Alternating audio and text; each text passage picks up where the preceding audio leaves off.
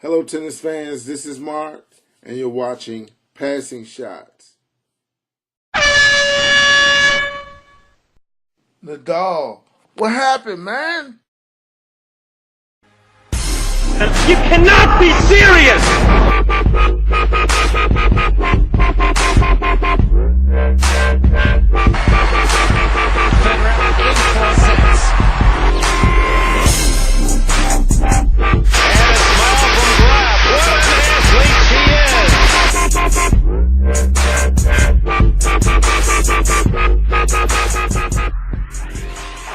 Point, please. Play. Hello, everyone. My name is Mark, and this is my first shot at a video vlog. I've always wanted to do it. I've always looked at people's commentary on different things on YouTube, and I thought I'd give it a shot because I always am leaving comments and have things to say. And I thought I'd do one on something that is interesting to me that I've been involved in for many years, and that's tennis. I love the sport. I know I'm a big dude, should be on the football field. I wasn't always this big. But I played for like 30 years, over 30 years, and don't play as much as I used to, but high school and college, I was pretty good. Tennis is like riding a bike. You never forget how to do it. So my forehand's still there, my backhand's still there, my serve is just my fitness. Anyhow, what provoked me to do this video today is a player who I really love to watch. That's Rafael Nadal. And yesterday, he was playing in a tournament, I think it's in Spain, and he lost in the quarterfinals. Now, we all know Rafa. Rafa, in my opinion, and I think in all of the tennis enthusiasts' opinion, is the greatest clay court tennis player of all time, without a doubt. Some are even putting him as one of the greatest players of all time. But yesterday, or the day before yesterday, he lost in the quarterfinals to Almagro, a fellow Spaniard player, who's a good clay court player in his own ranks. Last week, Rafa lost another clay court tournament to David Ferrer. Now, us tennis fans know that Rafa never loses on clay. He has, I think, one of the best clay tennis court records ever. And he's lost 2 straight clay court tournaments. The big thing that people are saying now, what's happening to Rafa? Is he losing it? Can he come back? Can he win the French Open? Look, Rafa is going to win the French Open, people. He's going to win the French Open. All right? I know he's lost 2 straight tournaments on clay. I think that, if anything, this will make him work harder. Rafa is one of not only a clay court specialist and the greatest of all times on clay, but he's a fighter like no other tennis player before. Rafael Nadal, the intensity on the court, we know about his sort of superstitions and his rituals that he has on court, but you never count him out. He's always fighting. It's only been one player, I think, that I've seen that really wore him out one time, and I could just see the wear and tear on him, and that was, I think, last year or year before last when he played Djokovic. Djokovic just had his number there for a minute, and may have it this year too. But mark my word, that even if Rafa loses the remaining clay court tournaments leading up to the French Open, I can guarantee you he will be ready and he would be driven so hard to prove all the naysayers wrong that he still has it. So Nadal, listen to me, man. This is what I recommend for you.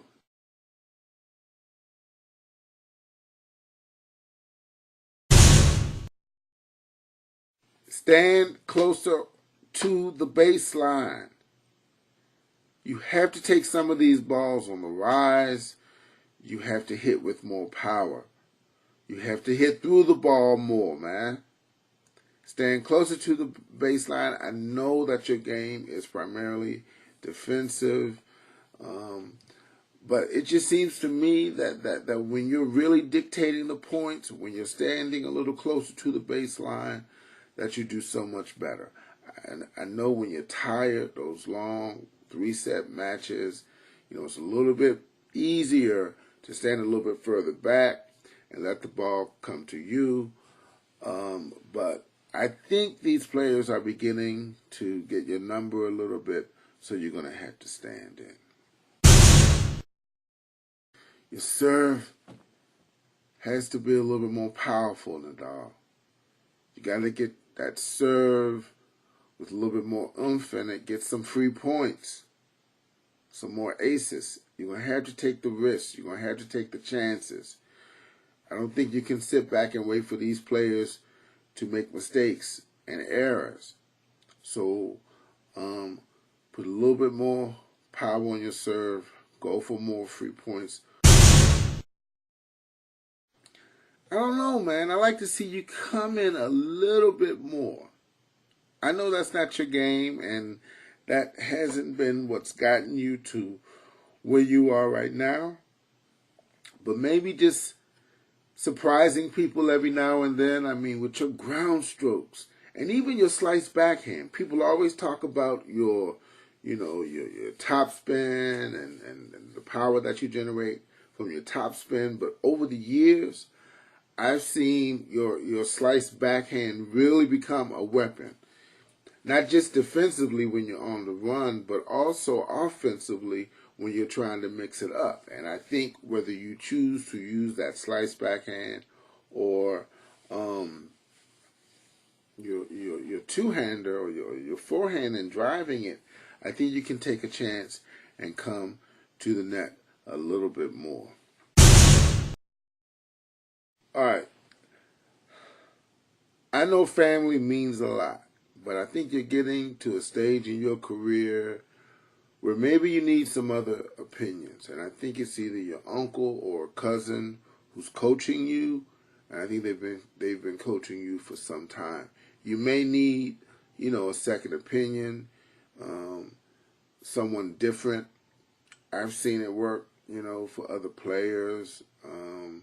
I think you should give that a shot, man. Get another coach.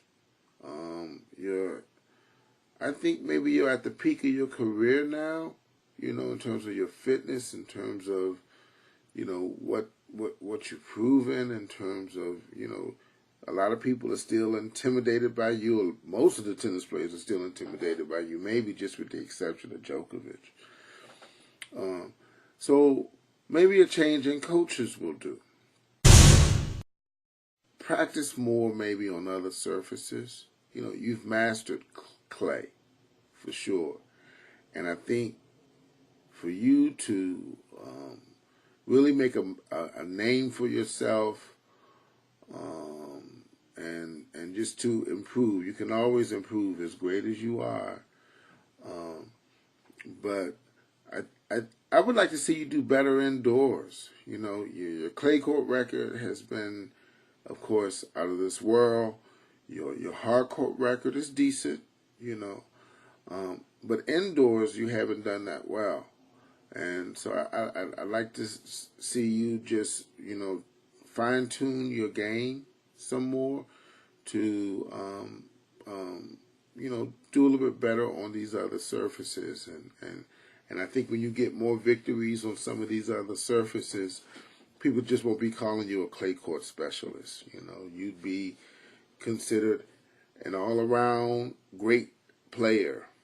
I can't believe I said that with your record, man. You are a great player, but I hope people understand what I'm saying. I just see a lot of people getting at you with that sort of wide serve to your backhand, and then, you know, hitting it down the line or hitting it behind you. I call it that 1-2 punch. It's a strategy against a lot of tennis players. I see a lot of people do it with Fed, but I see more and more people, you know, doing it with you. Hitting that wide serve out to your backhand, and then, you know, if you're out far enough, it looks like a lot of times if it's too wide, you'll hit that slice. And if it's not potent enough, then, you know, they're hitting that next shot down the line or behind you. So maybe working on those things. I think there have been a few tournaments where you've played in the doubles, and I think that really can help your game. I think doubles forces players to do certain things that they don't normally have to do.